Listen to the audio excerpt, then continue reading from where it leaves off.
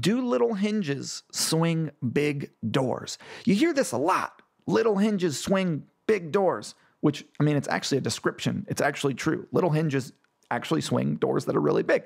In this case, we've discovered that when it comes to optimization, which should be your goal, if you're going to spend money to amplify a business, your goal should be to have that be as effective as possible so that you have as much profit as you possibly can have to reinvest in creating better products and hiring more people and having a better support team and all that kind of stuff. So let's take a goose gander at a Facebook ad. All right, so here's an ad that we've been running. I'll point out a couple things about it. Number one, we have a very compelling headline.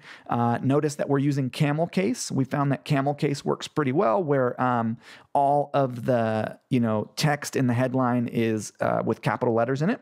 Next, we have a link above the actual video itself, right?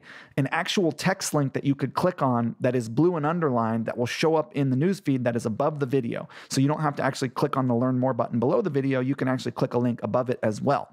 Next thing you'll notice is that we're using what's known as a square video format. So you can see where it's blue, all of the blue is the video, not just the play button, but we have an actual, we've layered blue color behind our video, which creates a square. So the video is playing in a rectangle, but what you actually see when you open, when you see this ad on Facebook is a square, because square takes up more screen space. Square allows you to have big captions below the video that you put in yourself. Square gives you this big headline. Look at how giant this headline is.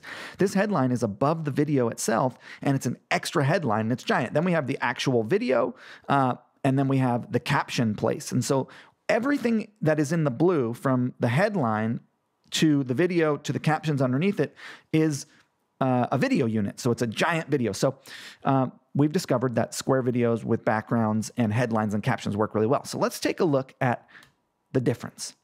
What do you notice that is different? What's different between these two ads?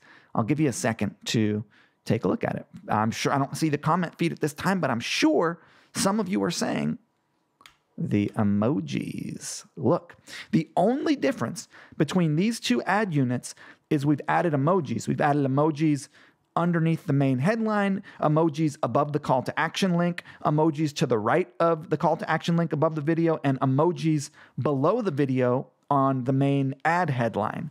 So how effective are these little hinges? How big of a difference do they actually make? Let's take a look. Now, for those of you who cannot see that, you can see that. For those of you who can't see it, I'm going to zoom in for you. Take a look at this. So this is all the data here. You can see, that we've reached a couple million people. We spent about $100,000, so it's enough to have a real test. Look at the difference.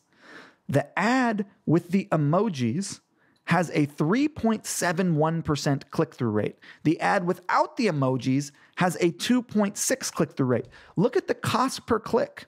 The cost per click, meaning how much I actually pay to get someone to click on my ad, is 20 cents cheaper on the one with the higher click-through rate. And the only difference in the whole thing, same targeting, same ad copy, same video, same everything. The only difference is that little change, which is the emojis in the ad unit itself. We found that little change of adding emojis into our ad units across the board for Smart Marketer, for Zipify, for Be Friendly, for Boom, which is all of our brands, makes an incredible difference. Look at this. If you're spending $100,000 and you're generating 10,000 clicks and you're spending 20 cents less per click, that's a lot less. You're saving a lot of money by having a higher click-through rate. So emojis in the ads are a really, really good thing. So if you look at the difference here, just again to show you, it's not a huge difference. So like, my point is that when you're looking at Facebook advertising, because if you follow me, you probably use paid amplification as a means to grow your business, right? Because that is kind of what I advocate for. I think that going out and buying visibility to get people to engage with your brand and doing so deliberately and thoughtfully and smart and in a structured sequence is the best way to grow an e-commerce brand. I'm launching a new brand right now. It's exactly my plan. I'm going to go out and spend $300,000 my first year. Now, many people don't have that kind of budget. Doesn't matter what your budget is, right? as long as you're consistently amplifying the brand, it's the best way to get a brand off the ground is to buy visibility for it. And I actually have a Facebook ad course that you can check out where I teach more than this. But let's look at one other thing. A question I have for you is, are you a one video wonder? This video here that you're looking at on the screen is a cut up. And by the way, yes, I have covered over the headline and want to show you what the headline actually was. So this video is actually another video. So most people create a video and then they use it and then it's done. What we do is we create a video and then we cut like 4 different intros to it. This video that you're seeing right here that we're running right now, we spent like $1 million on this video extremely profitably, is the exact same video that we had created to advertise. The only difference is the headline above the video is different and we've modified the intro. So you can reuse and repurpose the videos that you create for your brand and get a lot more value out of them than just run them once and get rid of them. Change up the intro, change up the headline that's above the video, modify the color of the backdrop, and Bob's your uncle. You got a new product video that you can advertise. So don't consider an asset dead once you've only used it once. Reuse it. Add a new intro to the top of it. All right. I got some questions while we're still on the topic of Facebook ads, which is how much did I spend in 2016 and 2017 on the Facebooks? In these 2 years, how much did I pay Facebook to give me visibility for my brand? Let's take a goose gander. Here it is. You can see the date in the top right corner is January 1st, 2016 through December 31st, 2017. And you can see that our total spend is $8,248,774.41. So this is actually total spend, I think, was around $10 million because this is only one of the brands. And that's basically, we took $10 million in paid amplification. We turned it to about 45, 50. Yeah, closer to 50, but somewhere in between there. So that's really good. I'll do that over and over as much as I can. So the point is not to show off how much money I spent. I mean, that's part of it, to show you that I actually know what I'm doing, right? So one of the ways that you, in this industry, display that you know what you're doing is you show your numbers. Hey, look, I spent this much, I made this much, that kind of thing, which gives you social proof and authority. So that is designed to do that. But also, the reason I brought up how much we spent versus how much we made is because the question that I get is, what have you seen across all this data? Where are you putting your attention in 2018? So in 2018, my big sort of viewpoint and statement is that video is still king and queen for 2018. Video is still where it's at. If you're not paying money to amplify video that engages people in a conversation and engages them in content that is about your brand and the story that your brand is telling, you're not going to be as effective as you could be in growing your brand or selling whatever it is you have to sell.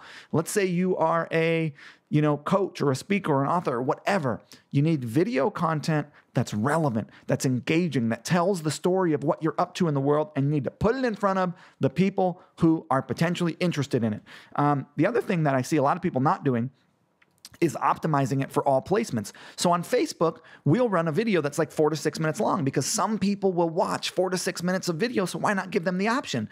But we've got 1-minute versions for Instagram and 15-second versions we're creating for Instagram stories, right? So optimize those videos for the placements they're running in, which is going to be like the Facebook news feed, and it's going to be then Instagram stories, and then based on like the first time they're seeing you, the second time they're seeing you, the third time they're seeing you. My wife just told me a story.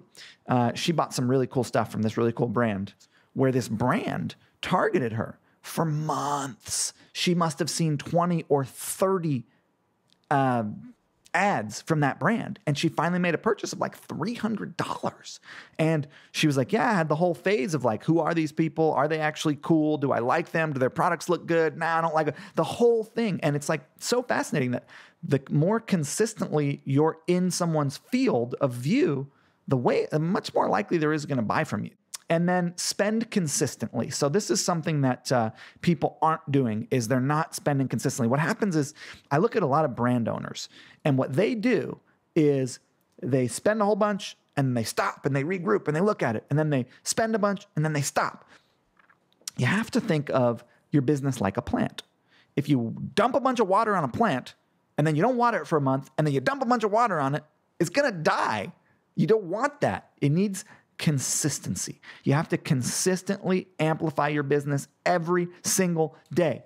I recommend 10 to 30% of your top line revenue number. So if you made $1 million in 2017 in your business, take 100 grand or between 100 and 300 and commit that to a daily advertising budget. You're going to spend, $500 a day or $1,000 a day every single day. The beauty of that is that you end up being forced to make your ad processes better because you're spending money, so you want it to be as effective as it can. So you then optimize your ads and you optimize your structure, but like dump water, nothing, dump water, nothing is not effective.